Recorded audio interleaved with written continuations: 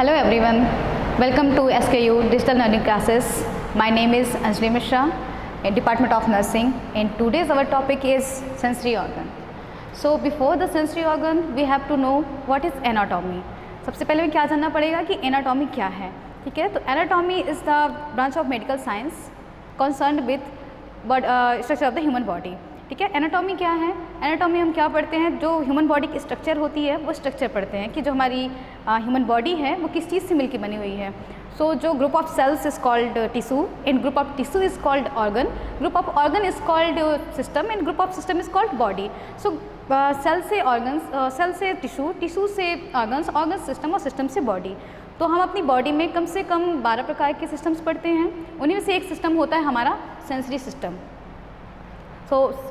उसी में हम पढ़ेंगे कि सेंस ऑर्गन्स क्या है, सेंसरी सिस्टम क्या है, ठीक है। तो सबसे पहले हम क्या देखते हैं ऑब्जेक्टिव्स कि हम उसमें क्या क्या पढ़ेंगे।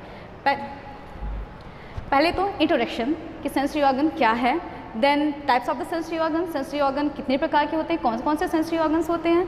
फिर आता है ह्यूमन आई, ह्यूमन आई की definition, structure and muscles.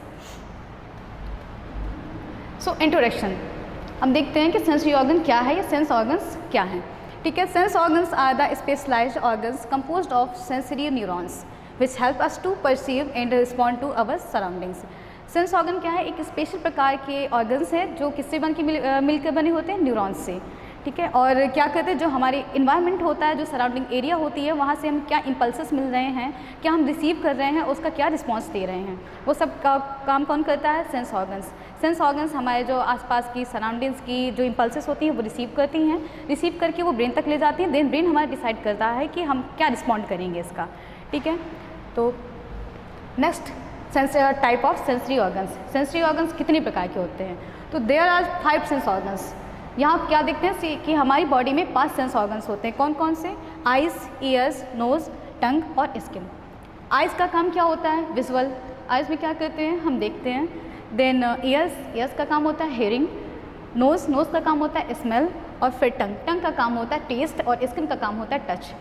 Eyes से क्या देखते हैं, जो हमारे इन्वायरमेंट में हमें क्या दिखाई दे रहा है वो रिसीव किससे करते हैं? आइज से।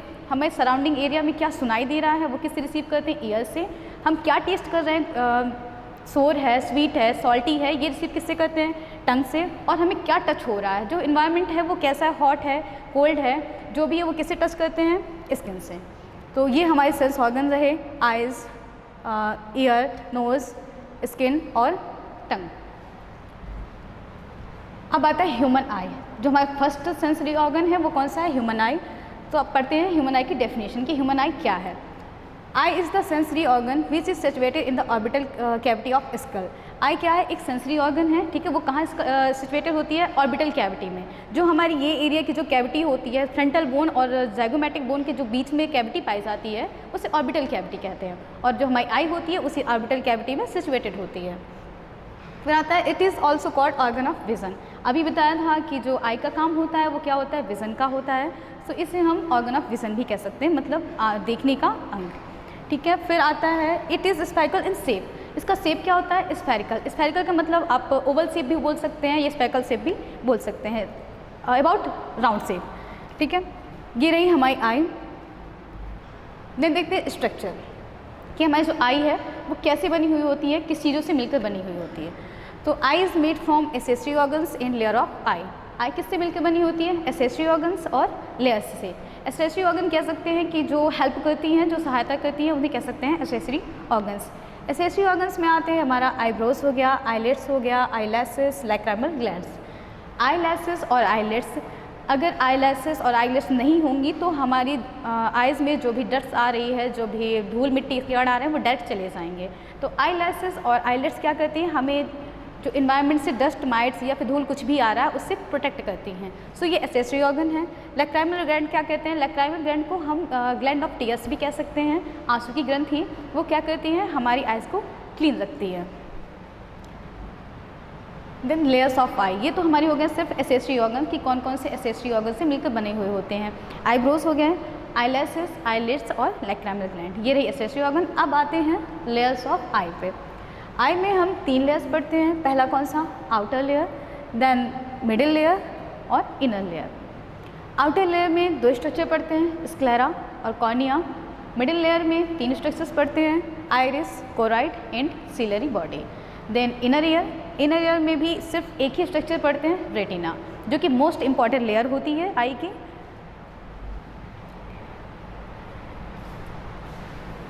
ये रहा हमारा आउटर स्ट्रक्चर, जो आउटर लेयर है ये रही लास्ट में आउटर एयर लेयर, और जो फर्स्ट रही ये है कॉर्निया, जो यहाँ से और यहाँ तक का उभरा हुआ पार्ट होता है वो कॉर्निया कहलाता है, और बाकी जो सिर्फ आउटर लेयर में बाकी जो पार्ट होता है वो स्क्लेरा कहलाता है। तो जो अगर ऐसी बात करें तो जो वाइट ऑफ द आई, जो हमारे आई का वाइट पार्ट होता है वो स्क्लेरा कहलाता है। और कॉर्निया क्या होती है? कॉर्निया एक ट्रांसपेरेंट पतली सी मेम्ब्रेन होती है जो आइज में आउटर लेयर में पाई जाती है। जो कॉर्निया का पार्ट होता है वो होता है 1/6 पार्ट, और स्क्लेरा का पार्ट होता है 5/6 पार्ट। इसका मतलब जो स्क्लेरा होता है उसका पार्ट बड़ा होता है देन कॉर्निया से। जब भी हम आई ट्रांसप्लांट कराते हैं, आई ट्रांसप्लांट की बात आती है, कैडेवर पेशेंट की बात आती है, कोई कैडेवर पेशेंट है तो उसकी आई ट्रांसप्लांट करवानी होती है, हम उस टाइम पे सिर्फ कॉर्निया ही ट्रांसप्लांट करवाते हैं। ठीक है, तो कॉर्निया क्या है? एक ट्रांसपेरेंट पतली सी मेम्ब्रेन है आउटर लेयर की। और स्क्लेरा जो वाइट ऑफ द आई, जो हमारे आइज़ में वाइट पार्ट दिखता है वो क्या कहलाता है? स्क्लेरा कहलाता है। फिर आती है मिडिल लेयर। मिडिल लेयर में क्या होता है? Iris, choroid and ciliary body. ये रहा आइरिस, देन कोराइड, और सिलियरी बॉडी ये है सिलियरी बॉडी। आइरिस क्या है? जो हमारा ब्लैक पिगमेंट है आई में, जो आपको ब्लैक दिखाई देता है, इसमें पिगमेंट्स होते हैं। तो किसी का ब्राउन होता है, किसी का कैट आइज़ होती हैं, किसी की ब्लू आइज़ होती हैं, वो होता है आइरिस। ठीक है, ज़्यादातर लोगों का ब्लैक होता है क्योंकि उसमें मेलानिन पाया जाता है, इसलिए ज़्यादातर लोगों का ब्लैक होता है। किसी का ब्राउन भी होता है, किसी का ग्रीन भी होता है। तो ये क्या है? आइरिस। आइरिस के अंदर हम देखते हैं कि एक छोटा सा एक पॉइंट होता है, ये स्पॉट होता है, उसे क्या कहते हैं? प्यूपिल। जो ब्लैक कलर का स्पॉट होता है वो प्यूपिल कहलाता है। प्यूपिल से क्या होते हैं? जो लाइट रेज होती हैं तो वो हमारे प्यूपिल से होकर आई के अंदर जाती हैं। तो ये आइरिस क्या करता है? उस प्यूपिल के साइज को कंट्रोल करता है। अगर लाइट रेज ज़्यादा हुई तो वो ज़्यादा अंदर जाएंगी, अगर लाइट रेज कम हुई तो फिर हम देखने के लिए भी उसकी ज़रूरत है, मतलब ज़्यादा लाइट की ज़रूरत है, तो उस हिसाब से वो हमारी प्यूपिल को डायलेट कर देती है या फिर सिकोड़ देती है। अगर ज़्यादा लाइट रेज आई तो उसको प्यूपिल के साइज़ को बढ़ा देती है, सिकोड़ देती है, और अगर कम लाइट रेज आई तो उसकी साइज़ को बढ़ा देती है। ये किसका काम होता है? आइरिस का काम होता है। फिर आता है हमारा कोराइड। कोराइड क्या होती है? मिडिल लेयर होती है। आपको मिडिल लेयर दिख रही होगी। कोराइड क्या है? मिडिल लेयर है। मिडिल लेयर में क्या होता है कि जो ब्लड सप्लाई होती है, हर एक बॉडी ऑर्गन को ब्लड सप्लाई की ज़रूरत होती है। ब्लड क्या करता है? ब्लड हमारी बॉडी को ऑक्सीजन, न्यूट्रिएंट्स, हार्मोन्स जो भी है वो सप्लाई, जितना भी है वो सब ब्लड सप्लाई करता है। अब हमारी आइज़ को भी ऑक्सीजन और न्यूट्रिएंट्स की ज़रूरत है। जैसे आपको पता होगा कि विटामिन ए हमारी आइज़ के लिए बहुत ज़्यादा ज़रूरी है। अगर विटामिन ए नहीं मिलता तो फिर बहुत सारी नाइट ब्लाइंडनेस, यूरोथैलिमिया जैसी बीमारियाँ देखने को मिलती हैं। तो ये न्यूट्रिशन और ब्लड सप्लाई किस जगह से होता है? ये जो हमारी मिडिल लेयर है कोराइड, यहाँ से होता है। ये हमारी आइज़ को ब्लड सप्लाई, न्यूट्रिशन, हार्मोन्स जो भी ज़रूरत है वो कौन देता है? ये कोराइड लेयर देती है, क्योंकि इसी में ब्लड सप्लाई होती है। तीसरा आता है हमारे पास सिलियरी बॉडी। सिलियरी बॉडी क्या करती है? जैसे हमारी आइरिस ने काम किया प्यूपिल की साइज़ को कंट्रोल रखने का, उसको बढ़ाने का, उसको घटाने का लाइट के हिसाब से, वैसे ही हमारी जो सिलियरी बॉडी है ये हमारा लेंस है, उस लेंस के साइज़ को कंट्रोल करने का काम करती हैं। आपने देखा होगा कि अगर हमें पास का देखना है तो वो हमारे साइज़ को, जो लेंस का साइज़ है उसको कम कर देती हैं। अगर हमें दूर का देखना है तो उसको और डायलेट कर देती हैं। ये काम किसका होता है? सिलियरी बॉडी का। आइरिस का काम क्या हुआ? जो प्यूपिल है उसकी साइज़ को मेंटेन करना, और सिलियरी बॉडी का काम क्या था? जो लेंस की साइज़ है उसको कंट्रोल करना। लेंस कोई, अब सब लोग सोचते हैं कि लेंस एक सॉलिड पार्ट है। लेंस कोई सॉलिड पार्ट नहीं है, वो एक जेली लाइक स्ट्रक्चर है जिसको उसकी अकॉर्डिंग से घटाया बढ़ाया जा सकता है, जो कि काम कौन करता है? सिलियरी बॉडी करती हैं। फिर आती है हमारी इनर लेयर। इनर लेयर में हम एक स्ट्रक्चर पढ़ते हैं रेटिना की। ये जो आपकी सबसे अंदर वाली स्ट्रक्चर है वो रेटिना कहलाती है, जो कि सबसे इम्पॉर्टेंट है, क्योंकि जो हमारी इमेज बनती है वो रेटिना में ही बनती है। तो दो स्ट्रक्चर्स हमारे आइज़ में सबसे ज़्यादा इंपॉर्टेंट है, एक तो ये लेंस, दूसरा रेटिना। रेटिना क्या है? इनर मोस्ट लेयर है आई की, और जो इमेज बनेगी किस में बनेगी? रेटिना में बनेगी। यहाँ से लाइट रेज होके प्यूपिल से होके लेंस पे जाती हैं। लेंस में जाने के बाद जो इमेज बनाती हैं वो कहाँ बनाती हैं? रेटिना में बनाती हैं। रेटिना सबसे अंदर वाली लेयर है, उसी में जाके ये अंदर वाली लेयर, और इसी में इमेज बनती है। अब रेटिना में तो इमेज बनी, लेकिन उसमें भी एक एग्जैक्ट पॉइंट होता है जहाँ पर इमेज बिल्कुल क्लियर बनता है, जिसको कहते हैं मैकुला। अगर जो लाइट रेज हैं, लाइट रेज लेने के बाद जो इमेज है, इमेज कहाँ बनी, हमारी मैकुला में बनी, तो हमें परफेक्ट विज़न आता है। अदरवाइज़ अगर बनेगा तो रेटिना में ही, लेकिन अगर रेटिना के किसी अदर पार्ट में बनता है तो हमें परफेक्ट नहीं दिखाई देता, बल्कि ब्लड विज़न आता है, मतलब धुंधला दिखाई देता है। ठीक है, तो कहाँ बनता है इमेज, रेटिना में बनता है। अब यहाँ से आती हैं ऑप्टिक नर्व। ऑप्टिक नर्व क्या होती हैं? ऑप्टिक नर्व होती हैं सेकंड नंबर की क्रेनियल नर्व्स होती हैं। हमारी जो नर्वस सिस्टम होता है, नर्वस सिस्टम में हमारी 12 क्रेनियल नर्व्स पाई जाती हैं, जो कि हर एक सेंसेशन को, हर एक चीज़ों को भी कहाँ तक लेके जाती हैं, ब्रेन में लेके जाती हैं। देन ब्रेन डिसाइड करता है कि हमें क्या करना है, क्या रिस्पॉन्ड करना है। ठीक है, तो ऐसे ही एक सेकंड नंबर की क्रेनियल नर्व होती है जिसको बोलते हैं ऑप्टिक नर्व। ये ऑप्टिक नर्व क्या करती हैं? ऑप्टिक नर्व आइज़ में इंटर होती हैं। इंटर होने के बाद जो इमेज बना हुआ होता है रेटिना में, उस इमेज को लेके कहाँ तक जाती हैं, ब्रेन तक जाती हैं। और उसके बाद ब्रेन डिसाइड करता है कि आपने क्या देखा या आपको क्या रिस्पॉन्ड करना है, क्या बताना है। सब ये कौन करता है? ब्रेन का काम करता है। ब्रेन डिसाइड करता है। आइज़ क्या करती हैं? सिर्फ और सिर्फ कैप्चर करती हैं, और कैप्चर करने के बाद उसका इमेज बनाती हैं। और ऑप्टिक नर्व क्या करेंगी? उस इमेज को लेके ब्रेन तक जाएंगी और ब्रेन डिसाइड करेगा कि आपने क्या देखा। उसके बाद आता है, ये तो हो गई हमारी तीनों layer, outer layer, middle layer और इनर लेयर। आउटर लेयर में स्क्लेरा और कॉर्निया, मिडिल लेयर में आइरिस, कोराइड और सीलरी बॉडी, इनर लेयर में रेटिना, जो कि रेटिना क्या है, इनरमोस्ट लेयर है और सबसे ज़्यादा इम्पॉर्टेंट है। फिर उसके बाद आता है विट्रस ह्यूमर और एक्वस ह्यूमर। विट्रस ह्यूमर क्या है? एक जेली लाइट फ्लूइड है जो लेंस और रेटिना के बीच में पाया जाता है। विट्रस ह्यूमर आपने कभी भी बैलून में पानी भर के देखा होगा, उसका साइज़ हो जाता है राउंड। इसी तरह से एक ये जो आइज़ है, आइज़ अंदर से पूरी की पूरी होल है, मतलब खोखली है, उसमें क्या भरा हुआ होता है? एक फ्लूइड भरा हुआ होता है, जेली लाइक फ्लूइड, जिसको बोलते हैं विट्रस ह्यूमर। और विट्रस ह्यूमर एक बार एम्ब्रियोनिक पीरियड में बनता है और वो ऑलवेज रहता है। अगर वो एक बार निकल गया तो वो दोबारा नहीं आता, और आपकी जो आइज़ है वो फ्लैट हो जाती हैं, क्योंकि इसका जो साइज़ है वो किसकी वजह से बना हुआ है? विट्रस ह्यूमर की वजह से बना हुआ है। एक होता है एक्वस ह्यूमर। एक्वस ह्यूमर आपकी आइरिस और लेंस के बीच में पाया जाता है। ये किसको प्रोटेक्ट करता है? ये लेंस को प्रोटेक्ट करता है। विट्रस ह्यूमर किसको प्रोटेक्ट कर रहा था? लेंस को और रेटिना को। और इसका जो आइज़ का शेप भी बना के कौन रख रहा था? Vitreous humour. Aqueous humour iris और लेंस के बीच में पाया जाता है।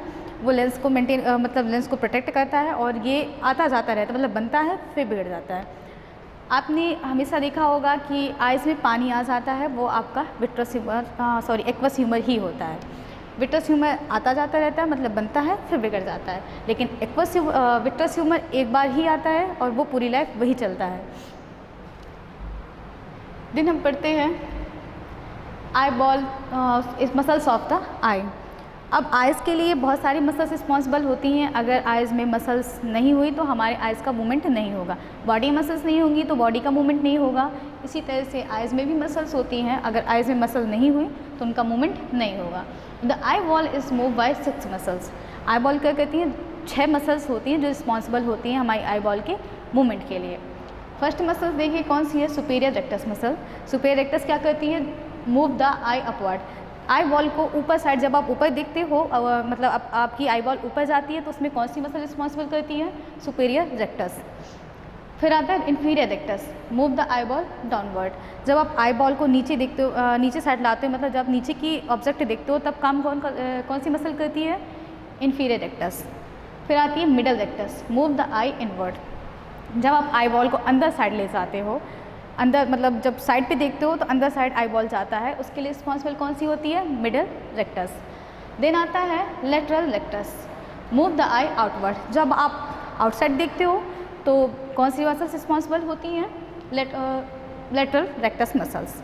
फिर आता है inferior oblique muscle, moves the I upward in outward. जब आप ऊपर और बाहर की साइड देखते हो, ऊपर भी देखते हो और जो आपकी आई बॉल होती है वो लेटरल साइड पे भी होती है, तो उसमें कौन सी मसल रिस्पॉन्सिबल करती हैं? Inferior oblique muscle. फिर आता है आपका superior oblique muscles, moves the I downward in outward. जब आप नीचे साइड और आउटवर्ड देखते हो, नीचे भी देखते हो और साइड पे भी देखते हो, उस टाइम पे कौन सी मसल्स आपके लिए रिस्पॉन्सिबल होती हैं? Superior oblique muscles. ये रही कौन सी हमारी मसल्स ऑफ द आई। ये हमारी आइज़ है, ठीक है। आई क्या है? ऑर्गन ऑफ विज़न है, ठीक है, देखने का अंग है। स्ट्रक्चर क्या थी उसकी? लोकेशन क्या थी? ऑर्बिटल कैविटी और उसका जो शेप था वो क्या था, स्फेरिकल शेप। उसका जो डायमीटर होता है वो होता है अबाउट 2.5 सेंटीमीटर। लेयर्स क्या कौन सी थी, 3 लेयर्स थी, outer, middle and inner layer. Outer में क्या था, स्क्लेरा एंड कॉर्निया, मिडल में था आइरिस, कोरॉइड और सेलरी बॉडी, इनर में था रेटिना। ये क्या थी, लेयर्स ऑफ द आइज़। जो एसेसरी ऑर्गन था, एसेसरी ऑर्गन में वो चीज़ें जो हमें हेल्प करती हैं, जो आइज़ को हेल्प करती हैं, आईब्रोज, आईलैशेस, आईलेट्स और लैक्राइमल ग्लैंड। उसके बाद आती हैं मसल्स। ये रही आपकी 6 मसल जो क्या करती हैं, आई बॉल के मूवमेंट में हेल्प करती हैं।